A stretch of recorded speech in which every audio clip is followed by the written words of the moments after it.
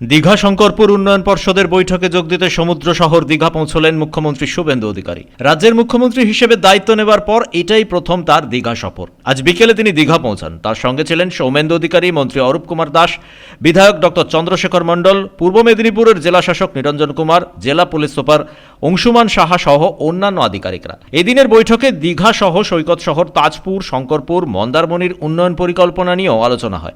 একই সঙ্গে নিরাপত্তা ব্যবস্থা ও মেরিন ড্রাইভ সম্প্রসারণ নিয়েও কথা হয়। দাদন পাত্রবাড়ে প্রস্তাবিত বন্দর নিয়ে আলোচনা হয়। এছাড়াও দীঘা হাসপাতালের উন্নতিকরণ, থেমে যাওয়া পূর্ব মেদিনীপুর জেলা পরিষদের কাজ, দীঘা শঙ্করপুর ডেভেলপমেন্ট অথরিটির এরিয়া বাড়ানো নিয়েও আলোচনা হয়। কয়েকদিন আগেই দীঘার জগন্নাথ মন্দিরের নাম বদলের কথা ঘোষণা করেছিলেন মুখ্যমন্ত্রী। দীঘার জগন্নাথ মন্দির আর ধাম নয়, কালচারাল সেন্টার। মুখ্যমন্ত্রী দীঘা সফরে দাদন পাত্রবাড়ের বাসিন্দাদের মধ্যে ব্যাপক উচ্ছ্বাস দেখা যায়।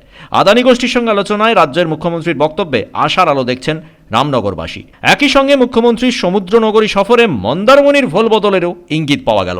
ব্যুরো রিপোর্ট, পূবের কলম ডিজিটাল।